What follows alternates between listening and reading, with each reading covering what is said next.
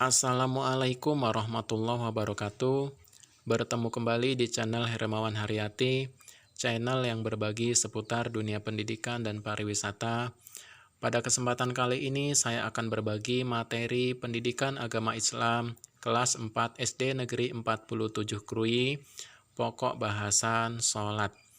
Silakan anak-anakku semua disimak dari awal sampai akhir, jangan di skip ya, agar tidak gagal paham. Buat kawan-kawanku dimanapun berada, yang baru menemukan channel ini, mohon keikhlasannya untuk tekan subscribe dan hidupkan loncengnya, agar ada notifikasi setiap kali saya upload video terbaru. Mudah-mudahan bermanfaat bagi kita semua. Terima kasih. Langsung saja kita mulai pada pokok bahasan. Adapun kompetensi dasar yang akan kita capai pada kesempatan kali ini adalah kompetensi sikap sosial, menjalankan sholat dengan tertib. Kompetensi dasar pengetahuan, memahami makna ibadah sholat. Adapun indikator pembelajaran, indikator sikap spiritual, menunjukkan sikap disiplin sebagai implementasi pemahaman makna ibadah sholat. Menunjukkan contoh makna ibadah sholat. Kompetensi keterampilan menunjukkan contoh makna ibadah sholat dan menceritakan pengalaman melaksanakan sholat di rumah dan di masjid lingkungan sekitar rumah. Itulah indikator pembelajaran yang akan kita capai pada kesempatan kali ini. Adapun materi pembelajaran mengenai sholat. Secara bahasa, sholat artinya doa. Sementara menurut istilah, sholat berarti bentuk ibadah kepada Allah Subhanahu wa Ta'ala. Ibadah itu berupa perkataan dan perbuatan yang dimulai dengan takbiratul ihram dan diakhiri dengan salam, sesuai dengan syarat dan rukun yang ditentukan. Dalam sehari semalam, umat Islam wajib melaksanakan sholat sebanyak 5 waktu, yaitu Isya 4 rakaat, Subuh 2 rakaat, Lohor 4 rakaat, Asar 4 rakaat, dan Maghrib 3 rakaat. Yang kesemuanya ada 17 rakaat.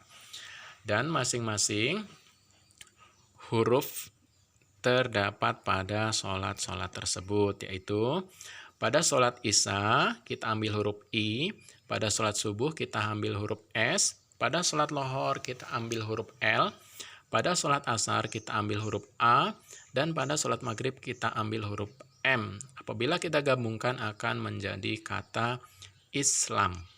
Itulah sebabnya kita sebagai umat Islam wajib melaksanakan sholat 5 waktu tersebut. Adapun syarat sah sholat ada 6. Yang pertama, suci badan. Badan kita harus suci. Kemudian suci pakaian. Pakaian kita juga harus suci, jangan sampai terkena najis. Dan tempat sholat dari najis. Artinya, badan kita, pakaian kita, dan tempat sholat kita harus benar-benar suci dari najis. 2. Adapun sah sholat kurang lebih ada 6. Yang pertama, suci badan, pakaian, dan tempat sholat dari najis.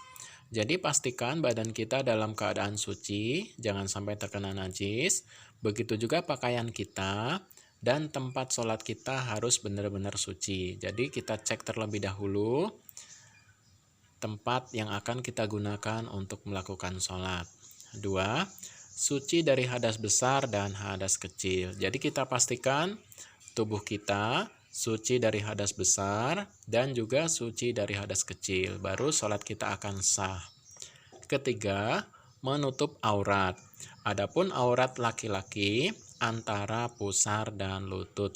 Jadi pastikan ketika seorang laki-laki akan melakukan sholat, auratnya tertutup dengan baik. Kemudian aurat untuk perempuan adalah seluruh anggota tubuhnya kecuali muka dan telapak tangan. Jadi pastikan ketika perempuan akan melakukan sholat, seluruh auratnya tertutup kecuali muka dan telapak tangan. 4. Syarat sah sholat yang nomor 4 adalah menghadap kiblat.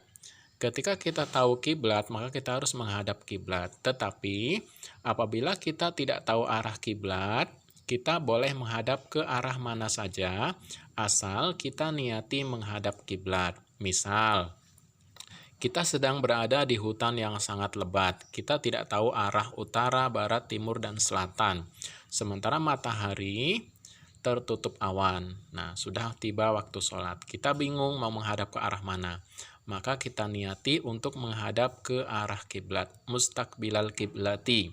Walaupun kita entah menghadap ke arah mana saja, asal kita niatkan menghadap kiblat, insya Allah sholatnya sah atau diterima. 5. Sudah masuk waktu sholat. Jadi sholat akan sah apabila sudah masuk waktu sholat. Kita akan melaksanakan sholat lohor di jam 8 pagi, tentu tidak akan sah. Atau melaksanakan sholat maghrib jam 2 siang, tentu tidak akan sah. Jadi salah satu syarat sah sholat adalah sudah masuk waktu sholat. Kemudian yang keenam, melakukan rukun sholat. Jadi gerakan-gerakan sholat ada yang sunnah, ada yang wajib. Nah, yang wajib ini disebut rukun sholat. Nah, rukun sholat ini harus dilaksanakan. Apabila rukun sholat tidak dilaksanakan, maka sholatnya tidak sah. Kalau yang sunnah, apabila ditinggalkan, tidak masalah. Yang penting rukun yang wajib dilaksanakan. Kita lanjut pada slide berikutnya. Rukun sholat adalah segala sesuatu yang harus dikerjakan dalam sholat. Apabila salah satu rukun itu tidak kita lakukan, maka sholat kita tidak sah atau batal. Adapun rukun sholat ada 13, yaitu 1. Niat. Nah, niat ini penting, jadi ketika seseorang akan melakukan sholat, maka harus membaca niat. Misal, kita niat sholat maghrib. Usolli fardal maghribi salasa raka'atim mustaqbilal kiblati ada alillahi ta'ala ketika kita sendirian, dan ketika kita berjamaah adaan makmumalillahi ta'ala. Jadi niat itu penting. Di dalam niat kita ucapkan dalam hati niat kita sholat pada saat itu. 2. Berdiri bagi yang mampu. Jadi rukun sholat berikutnya adalah berdiri bagi yang mampu. Bagaimana ketika seseorang yang tidak mampu berdiri, misalnya orang tersebut dalam keadaan sakit, maka dia boleh dengan cara duduk atau berbaring. Nah, ketika si sakit tadi tidak mampu sholat dengan cara berbaring, maka boleh sholat dengan menggunakan isyarat kedipan mata. Nah, apabila dengan isyarat kedipan mata masih tidak mampu, maka disolati. Nah, karena sudah pasti yang bersangkutan meninggal dunia, karena kalau berkedip saja sudah tidak mampu, maka disolati. Adapun rukun sholat yang ketiga adalah membaca takbiratul ikhram, Allahu Akbar. Ketika mulut kita mengucapkan Allahu Akbar, dalam hati kita membaca niat sholat pada saat itu. 4. Membaca surah Al-Fatihah. Jadi membaca surah Al-Fatihah ini merupakan salah satu rukun sholat yang tidak boleh ditinggalkan. 5. Ruku' dengan tumak ninah. Tumak ninah adalah berhenti sejenak kurang lebih selama kita mengucap lafadz subhanallah. Jadi kalau kita hitung dengan menggunakan waktu, kurang lebih berhenti selama 1 atau 2 detik dengan tidak membaca apapun. Contoh, ruku dengan tumak ninah. Kita membaca subhana rabbil azim wa bihamdi. Kita berhenti sejenak, kemudian kita lanjutkan rukun berikutnya. Kemudian i'tidal dengan tumak ninah. Kita membaca sami Allahu liman hamidah, kemudian berhenti sejenak, barulah kita lanjutkan rukun berikutnya. 7. Sujud 2 kali dengan tumak ninah. Yang ke-8, duduk di antara 2 sujud dengan tumak ninah. Yang ke-9, duduk tasahud akhir dengan tumak ninah. Jadi, tumak ninah tadi adalah berhenti sejenak, kurang lebih 2 detik lah, kurang lebih 1 atau 2 detik berhenti sejenak. Nah, sambil kita membaca doa yang dibaca pada saat rukun tersebut. 10.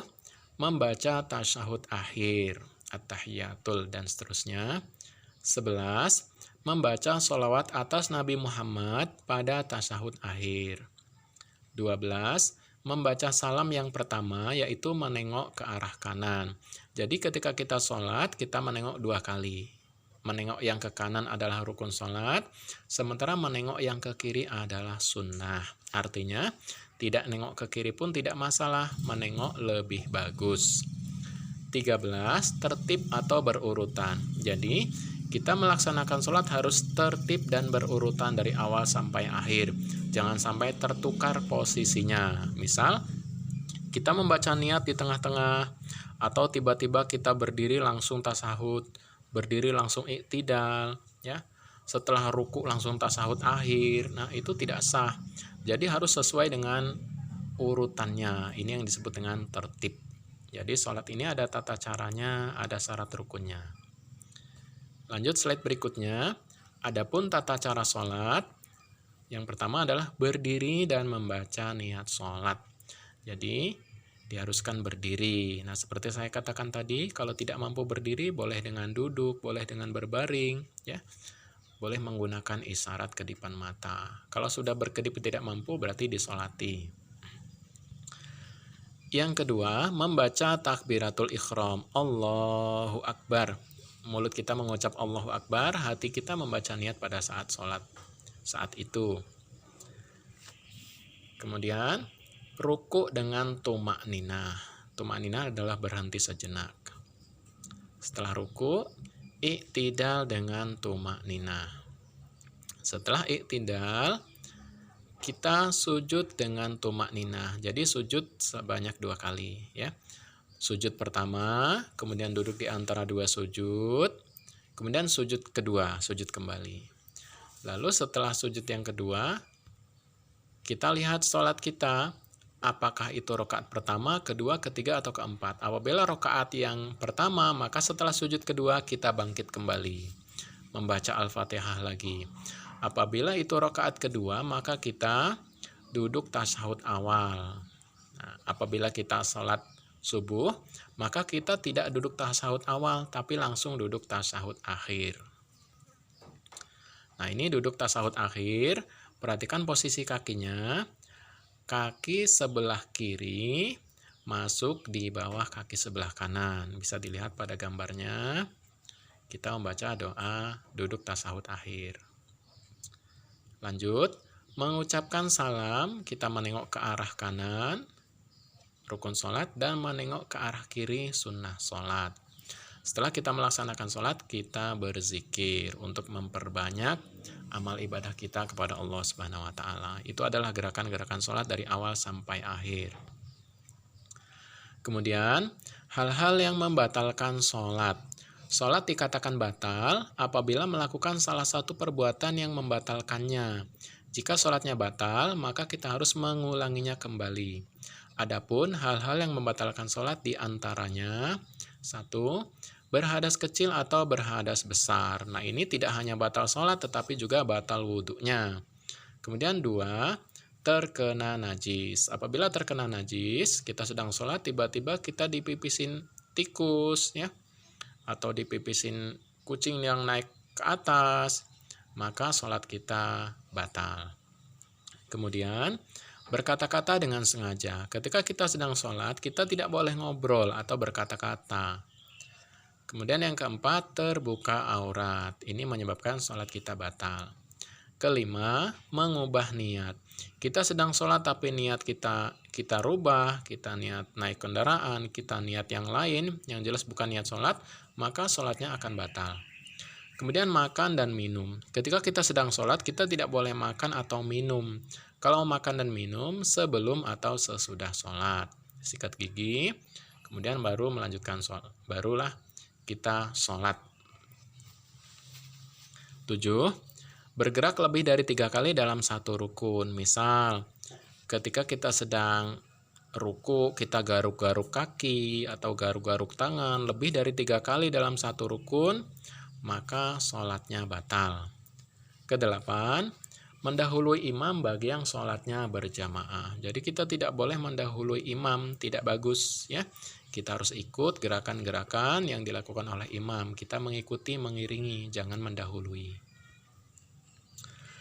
Hal-hal yang makruh dalam sholat. Makruh artinya dilakukan tidak apa-apa, tetapi ditinggalkan lebih bagus. Adapun hal-hal yang makruh dalam sholat diantaranya menahan hadas. Misal kita ingin buang air kecil, ingin buang air besar, ingin kentut, kita tahan-tahan, itu tidak bagus ya. Sebaiknya kita langsung beranjak, kita wudhu dan kita sholat kembali. Kemudian yang kedua, melihat ke arah kanan, ke arah kiri atau ke arah atas. Nah, ini tidak boleh kita lakukan, kurang bagus ya. Jadi kita harus melihat ke arah kiblat, ke arah tempat sujud kita. Adapun yang ketiga, meludah. Ketika kita sedang sholat, tentu kita tidak boleh meludah. Selain kotor, juga itu tidak bagus. Ketika kita sedang sholat, kita tidak boleh meludah. Kita harus membaca bacaan sholat. Yang keempat, memejamkan mata. Ketika kita sedang sholat, tidak boleh memejamkan mata, tidak boleh ngantuk, tidak boleh tidur, ya. Kita harus senantiasa terjaga. Kemudian menutup mulut rapat-rapat. Ya, menutup mulut rapat-rapat, mingkem, tidak membaca apapun. Nah, ini juga makruh dalam sholat. Yang selanjutnya adalah menahan telapak tangan di lengan baju ketika takbiratul ihram, ruku dan sujud. Nah, ini juga tidak boleh. Ya, kalaupun misal ini dilakukan ya tidak apa-apa, cuma ditinggalkan mendapat pahala. Selanjutnya bertolak pinggang. Ketika kita sedang sholat, kita tidak boleh bertolak pinggang. Kita harus melaksanakan rukun-rukun sholat, melaksanakan sunnah-sunnah sholat, tidak boleh bertolak pinggang. Memangnya lagi di pasar. Selanjutnya, sholat di kuburan atau tempat ibadah agama lain. Ketika kita sedang berada di kuburan atau berada di tempat ibadah agama lain, tentu seyogyanya kita tidak sholat di situ, ya. Karena makruh kita melakukan sholat di tempat-tempat itu, ya. Kita laksanakan sholat di tempat-tempat yang sesuai. Kemudian muka menengadah ke langit, ini juga makruh dalam sholat. Jadi kalau makruh harus dihindari. Ya walaupun kita lakukan pun tidak akan berdosa, cuma akan lebih bagusnya kita hindari. Nah, adapun sunnah-sunnah sholat. Nah, selain rukun-rukun sholat, ada sunnah-sunnah sholat yang apabila kita lakukan, kita akan mendapatkan pahala. Apabila tidak kita lakukan atau kita tinggalkan, tidak masalah. Yang pertama, mengangkat kedua tangan sejajar dengan bahu atau kuping ketika takbiratul ihram, ketika akan ruku, ketika berdiri dari ruku, dan ketika berdiri setelah tasyahud awal. Jadi kita angkat kedua tangan, seperti kita membaca takbiratul ihram, itu sunnah. Kemudian tasyahud awal juga sunnah, tapi harus kita lakukan, ya. Yang ketiga atau C, meletakkan telapak tangan kanan di atas punggung tangan kiri, ini juga sunnah. Mengarahkan pandangan mata ke arah tempat sujud, ini sunnah dan sangat bagus. Yang selanjutnya membaca doa iftitah setelah takbiratul ihram, kabir walhamdulillahi katsira dan seterusnya. Kemudian membaca tasbih ketika ruku dan sujud. Yang terakhir membaca salam yang kedua. Itu adalah sunnah-sunnah sholat. Apabila kita lakukan, kita akan mendapatkan pahala. Kalau misal itu ditinggalkan, kita tidak akan berdosa. Tetapi lebih bagusnya kita lakukan sesuai dengan tuntutan syariat Islam, sesuai yang diajarkan oleh Rasulullah SAW. Adapun hikmah sholat, apabila kita sholat, maka kita akan mendapatkan hikmah-hikmah diantaranya memberi ketenangan pada hati. Setelah kita selesai sholat, hati kita menjadi tenang, hati kita menjadi tentram. Kemudian mendapat ridho dan pahala dari Allah Subhanahu wa Ta'ala. Menyehatkan jasmani dan rohani. Semakin kita rajin sholat, semakin kita akan sehat jasmani dan rohani kita. Karena gerakan-gerakan sholat ini sangat menyehatkan peredaran darah.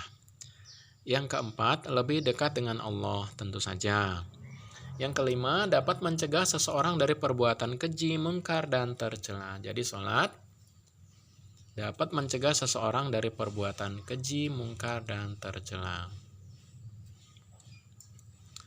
Adapun rangkuman sebagai berikut.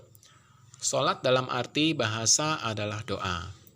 Kemudian menurut istilah, sholat berarti bentuk ibadah kepada Allah berupa perkataan dan perbuatan yang dimulai dari takbiratul ihram dan diakhiri dengan salam sesuai dengan syarat dan rukun yang ditentukan. Adapun rukun sholat yaitu Segala sesuatu yang harus dilakukan, apabila salah satu rukun itu ditinggalkan, maka sholatnya tidak sah atau batal. Sunnah sholat, yaitu amalan sholat yang jika dikerjakan mendapat pahala, serta jika ditinggalkan tidak berdosa dan sholat yang dilakukan tetap sah. Yang terakhir, salah satu makna ibadah sholat adalah sebagai wujud penghambaan manusia kepada Allah Subhanahu wa Ta'ala. Jadi banyak sekali hikmah-hikmah sholat. Demikianlah materi pendidikan agama Islam kelas 4 SD Negeri 47 Krui. Mudah-mudahan bermanfaat bagi kita semua. Kurang lebihnya saya mohon maaf. Saya akhiri. Wassalamualaikum warahmatullahi wabarakatuh.